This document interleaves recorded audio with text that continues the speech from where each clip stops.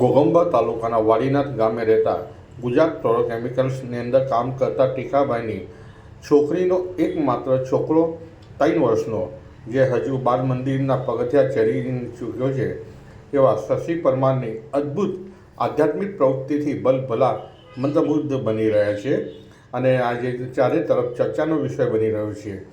કોઈ પણ ધાર્મિક પ્રસંગ હોય માત્ર આંગણવાડીમાં હજી તો મૂક્યો છે, ત્યાં તો કોઈ પણ ભજન હોય, હનુમાન ચાલીસા હોય કે ગમે તે ધાર્મિક શ્લોકો હોય, માત્ર એક જ વખત સાંભળીને પોતાની જાતને કંઠસ્થ કરી લેતો હોય છે. તેની આ ગજબની શ્રવણ શક્તિથી તેના પિતા હર્ષદ પરમાર પણ પોતાના પુત્ર શશી વિશે કહે છે કે આ આખું હનુમાન ચાલીસા તેને કંઠસ્થ જાતે એક જ વાર સાંભળીને કરી લીધું છે. આંગણવાડીમાં બનતા હજુ આવા નાના 3 વર્ષના બાળકની અદ્ભુત શક્તિને જોવા માટે લોકો ટોળા ઉમટી પડ્યા છે. રીતિશ શાહ સાથે દિવ્યા ભાસ્કર, ઘોઘંબા.